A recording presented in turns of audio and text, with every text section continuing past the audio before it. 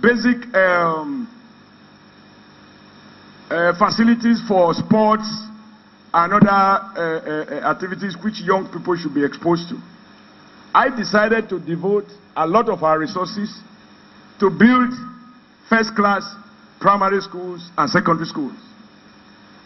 I said we will stop using corrugated iron sheet that get rusted within 3 to 6 months with a long span aluminium that big people use to roof their houses in GRA.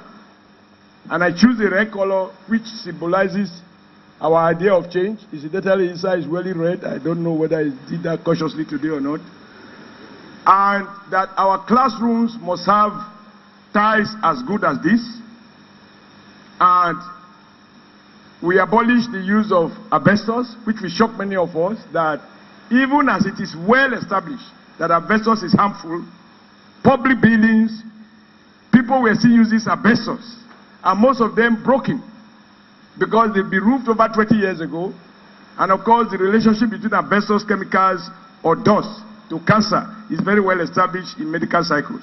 In spite of that, you even find government hospitals, as we speak, roof with asbestos. So I decided that we will define our schools and change the specification.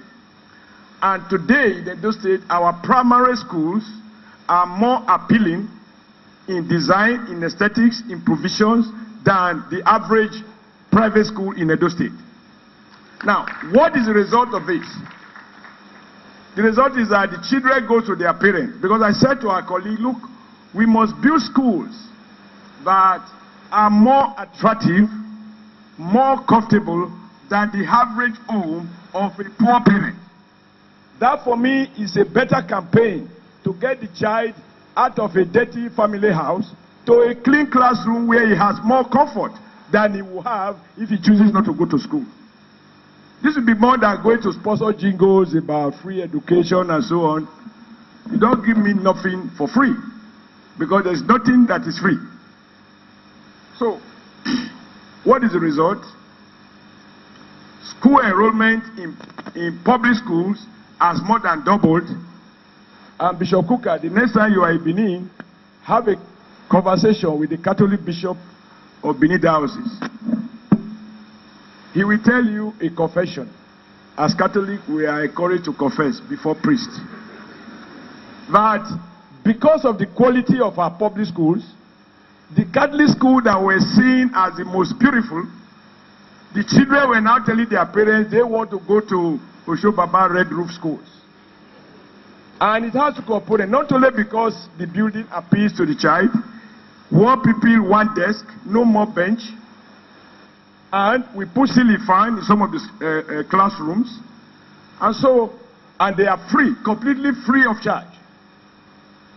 And the bishop told me they now have to invest in rebuilding and remodernizing the Catholic schools, where they charge a small fee, but our own is completely zero fee. Now, what is the combined impact of this conscious discrimination? Not only have we increased pupils in public schools, and our out-of-school population in Edo State is about 6%. In some states, it's as 50%. We are the best in our South-South geopolitical zone, even though we earn the least allocation. Unfortunately, our out-of-school population is much lower than Cross River. Not my fault, not your fault. But to measure whether anything is changing. Number two, if you check the literature or WAEC exam report, you will find that prior to 2009, before I became the governor of Edo State, every year, WAEC cancels tens of thousands of results from Edo State because we had the concentration of miracle centers. Miracle centers are ramshackle schools set up to sit once in a year for exam purpose. And there is a cooperative society between their proprietor, WAEC officials, WAEC registrar, everybody in the system is paid for. Once you pay the prescribed fees, you tell them the number of A you want, the number of credit, and you have them, and then you are free to gain admission to university. And I think that was how university decided to introduce this additional test, whether it's JAMB or POST, UME or whatever. Now, from that situation of being reported in the negative, our position on WAEC report was 32 out of 36. Last week, WAEC published and Edo came third from 32. So we are seeing what is changing in terms of number of children going to public school, but also the performance without the aid of miracle centers.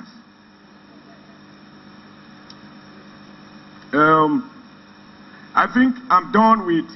Now, what I've been trying to speak to, my Lord, is just to say that my own life experience, some of the things we canvass and we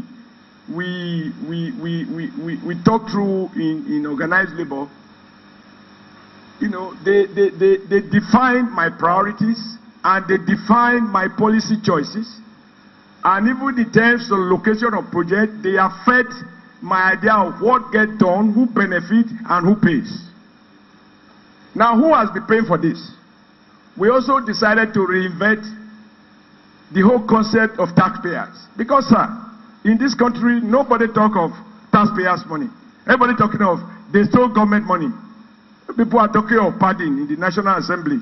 You know, or not to many people. People at home are just like, the party they know is whether you are pounding your yam or pounding your cassava or you are pounding your okra. They really don't see any leakage between their life and what is going on in the National Assembly. No, party. What does it mean?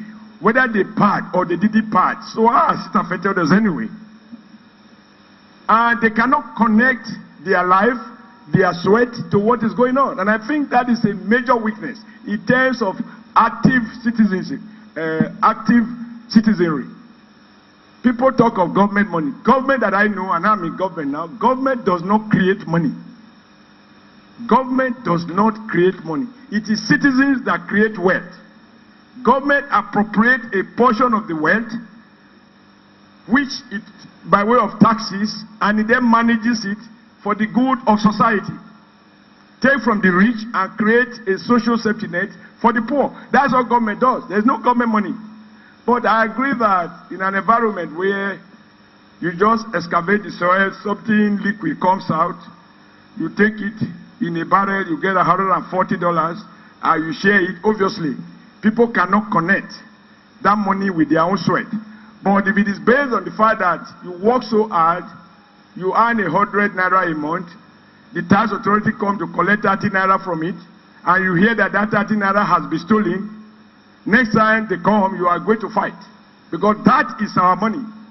But even in our editors, when they write stories, they never talk of Nigeria taxpayers' money. They say, NSO office, one man took so billion, the other one took so billion from NNPC, from, you know, it doesn't connect with the ordinary man. And I think we need to return to that so that the electorate can get re-engaged to see why they must be active. For me, I am still unable to understand how a governor of Central Bank, now the Emir of Kano, can make such mind-boggling revelation about the massive looting in Abuja.